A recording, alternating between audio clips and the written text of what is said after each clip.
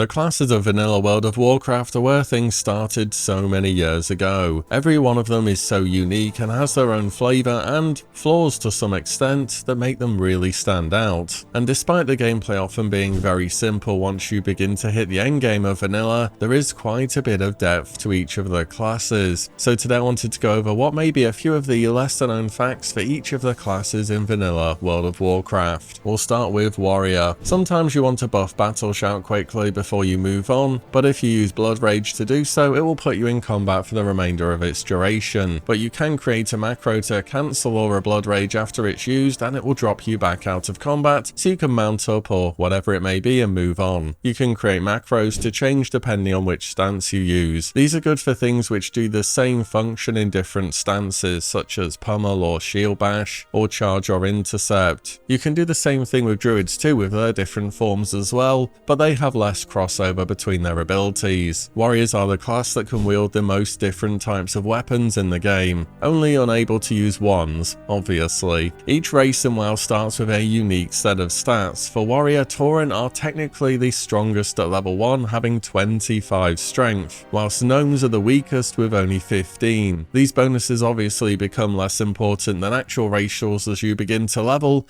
but a 10 strength difference at level 1 is quite a big one. Your rage generated scales directly with your damage caused. This is why warriors always end up on top of DPS meters, as their resource more or less becomes infinite once they hit a certain threshold. World buffs and consumables help massively with this, of course. This system wasn't properly reworked until Cataclysm. In Cata you gain a set amount of rage per swing, and rage generation will be modified by haste and crits. This is why Vanilla Warrior always feels kind of weak when you're leveling or under geared, but when you're geared, with world buffs especially, it feels amazing. Speaking of crit chance, this is a random one I thought I would add in here. Did you know your healing potion's chance to crit scales with your own character's spell crit stat? So on average, when you're leveling a warrior for example, your potion is basically never going to crit, but when you have world buffs which do give you both melee and spell crit, your healing potion is more likely itself to crit. The weapon skill stat is the most important for warriors, or melee classes in general really, and when you go beyond the weapon skill cap, it continues to give benefits, especially versus high level enemies or bosses. This is why a random pair of level 44 male gauntlets, Edge Masters, are best for near the entire game. In Vanilla, many classes that can perform multiple roles are said to have something called the hybrid tax, apart from the warrior, who is the best DPS and the best tank by an absolute mile. Just don't think about it too much, I guess. In Vanilla, warriors could even use healing gear for their diamond flask set, and when you use this trinket, it would snapshot any healing gear which you had equipped. You could then swap to the rest of your regular armor and weapons, apart from keeping your diamond flask on, and you would enjoy being healed for thousands over its duration. Before we go on, a quick shout out to today's sponsor, Raid Shadow Legends. If you're into strategy games, Raid Shadow Legends is definitely worth checking out. It's available on PC, mobile, Mac, and right now Raid is partnering with Paramount for a special crossover event featuring the Teenage Mutant Ninja Turtles as the legendary champions. From August 21st to November 21st, you can collect Leonardo, Donatello, Raphael, Michelangelo, April, and Shredder. You'll get Michelangelo just by logging in for 7 days starting August 21st. He's a fun and effective champion, spreading debuffs, taunting enemies, and dodging incoming attacks. Beyond that, you'll be able to get Donatello, a top support who heals and reduces cooldowns, summon Leo, Raph, April, and Shredder through limited time events, and take on Shredder in a special event dungeon to earn exclusive chronophage gear sets. One thing I really enjoy about Raid is the dungeon system. Each dungeon has its own mechanics and bosses that makes your team composition and strategy important. There'll always be something to tweak and improve, keeping the gameplay fresh. And if you're new to Raid, now's a great time to start. When you register, you'll get Tagoar, an epic support champion from the Orc faction, 300k silver, 1 energy refill, 10 magic brews, and a 1-day XP booster, all for free. And once you reach level 15, you'll unlock Tayrel, plus even more resources to boost your team. On top of that, there are promo codes too for both new and existing players, so everyone gets something. So download Raid Shadow Legends now, start building up your team, and take on all of the content today. Many thanks to Raid Shadow Legends for the sponsor today. Let's get on back to WoW. Next we have Paladin. Paladin is the most changed class in the game from alpha to launch by far. Seals used to be castable on allies as very short duration buffs. Judgment was more like what Holy Wrath is now. You used to have Holy Strike, which would deal a stacking debuff on enemies, and you had more auras to choose from, including auras which improve your damage, not just defensive ones. Blizzard did simplify this class a lot to what we have today to be a more beginner friendly option which is easy to play. Righteous Fury increases threat generation of all your holy spells, not just your damaging ones, and everything you do generates threat. Even if you use a health potion or a mana potion, that generates threat. In raids, people have found success main tanking as a paladin, spamming Greater Blessing of Kings, which is their highest threat per second ability. Not better than playing a warrior, but it makes it work. Kind of. Though Paladin didn't have Taunt in vanilla, if you were doing dungeons with tons of undead in them, Exorcism did so much threat against your main target, it practically was a taunt, and there are lots of undead in late game dungeons such as Strat or Scholomance. Paladin's unique niche of AoE tanking was okay in vanilla, but they were super mana hungry. You could assemble a full-on set of Thorn's gear, which aimed to reflect as much damage as possible to enemies. There were niche items such as Skullflame Shield, Demon Forge Breastplate, Essence of Pure Flame, and tons more. In future expansions, Paladins just did enough AoE damage to farm by themselves anyway, but I really enjoyed collecting all these niche items to AoE within vanilla, and found it a super fun way to farm gold and really just push to the limits of the class. The poor hunter in vanilla has always been seen as the noob class, but I'll always say it's because they have a way higher skill cap than basically any other class does. They have to contend with a bunch of mechanics that other people just don't, such as having ammo being relevant, pet training, pet food, dead zone, and pet control. Simply put, hunter is recommended to new players all the time because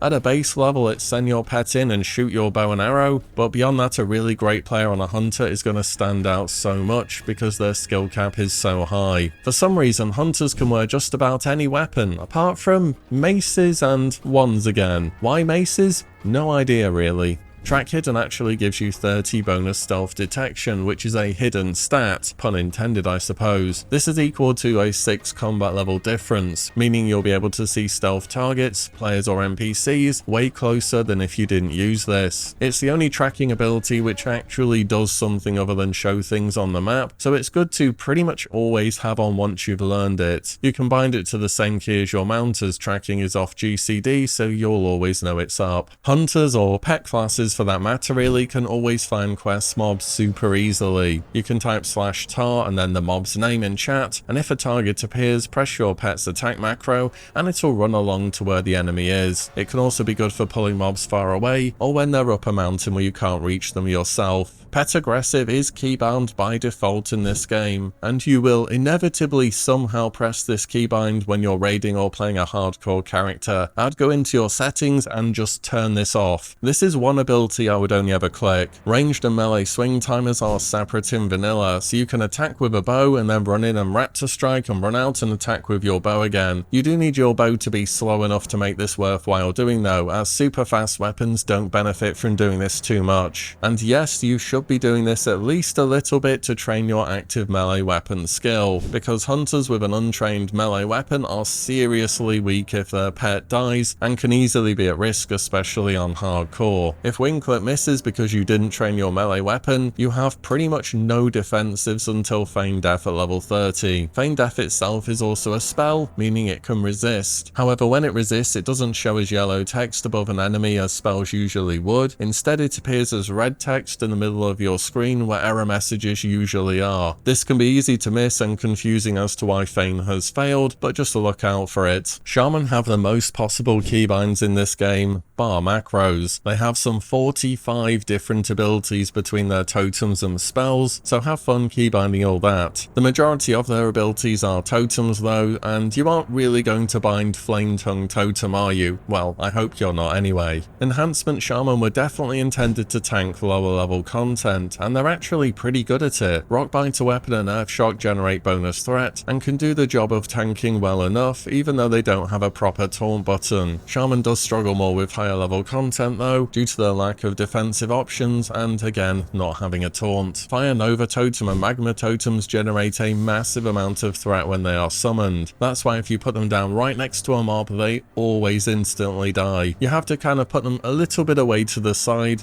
so they can't get meleeed straight away. All elemental Shaman imbues are designed to deal roughly the same amount of damage over a long period of combat, but we all know that just putting Wind Fury on your weapon and hoping it procs is way more fun. At an early stage of development, Shamans were at one point going to have spells such as Molten Blast, which you have to assume became Lava Burst in Wrath, Thunderclap, which became a warrior ability, and Lightning Storm, which was seen as probably a bit too similar to Hurricane, but the class went through a lot of changes and ended up being more of a support-based spec. When you complete the Call of Air quest for your Air Totem, you get the Swift Wind buff for 1 hour. This is 40% movement speed and 30% attack speed, and is a pretty fun buff to use. It's good to try and plan some activity after you have this quest completed, which is gonna involve a lot of mob grinding so you can make the most of it, such as the quest chains over in Hillsbrad. The Elemental Mastery double crit combo is not dependent on spell batching for it to work. It's actually coded into the game to allow 2 crits if you're spamming 2 spells together. This interaction was patched out in TBC. You can avoid fall damage on water if you have a water walking effect active by aiming your camera vertically downwards and holding down right click. You may have thought damage taken was out of your control if someone randomly buffs you when you're jumping into water, but it's not, you just need to do this. Next is the Rogue. Have you ever noticed that your footsteps don't show on snow when you're stealthed? Now that's sneaking. You don't get safe fall till level 40, which massively reduces your fall damage taken, and it's easy to forget about that and just jump off stuff early game and take way too much damage. Rogues also have a class quest that awards a cloak that further reduces fall damage called the Dusk Bat Drape, although it's by a pretty minor amount. Rogues have the most dangerous class quests by far. Nearly all of them can be failed in a way where you are attacked by NPCs way stronger than you. This makes this class risky on hardcore if you're going into their quests blind. There are so many ways to improve your stealth level through gear, enchants, talents, and even the Night Elf racial Shadow mode improves stealth level. Vanish is by far the strongest stealth level increase though. Usually people just use this ability to drop combat, but the temporary buff it gives you increases your stealth level at rank 2 by 270. That's the same as being 54 combat levels different from an enemy. I reckon there is some kind of spell resist check on this effect though, because I'm pretty sure skull level enemies will still detect you pretty fast even if you're relatively far away. Vanish can appear to fail if an enemy lands a melee attack at the same time as you use Vanish. This results in the ability going on cooldown and the enemy not resetting. This can be avoided by ensuring that an enemy has just attacked or by trying to create some distance before vanishing. You can distract enemies out of stealth and whilst in combat. This can be very useful for stopping enemy patrols if you're fighting something when they're walking towards you. Rogues can quite easily stunlock an enemy for well over 1 minute straight between Gouge, Kidney Shot, Cheap Shot, Blind, Sap, and Preparation, and that's without even talking about engineering or other consumables. Blizzard really made sure the stealth class could fight dirty better than anyone else. During early development, Druid was way different. Innovate used to be the final restoration talent, and Hurricane was the final balance talent. In fact, Moonkin form didn't even exist for quite a long time. Druid tank has unique scaling with armor due to getting bonus armor contribution whilst in dire bear form. This makes items that have bonus armor, where it's shown as a green stat, often be extra valuable for physical damage mitigation. You can root enemies who are indoors as long as your character is outdoors. The coding on this can be pretty scuffed at times though, where random bits of platform outside count as indoors, even though they clearly aren't. People often skip the Cure Poison quest as it involves quite a bit of travelling for the combat level it's picked up at. On top of that, not long later you get Abolish Poison from your trainer, which is just a generally better ability.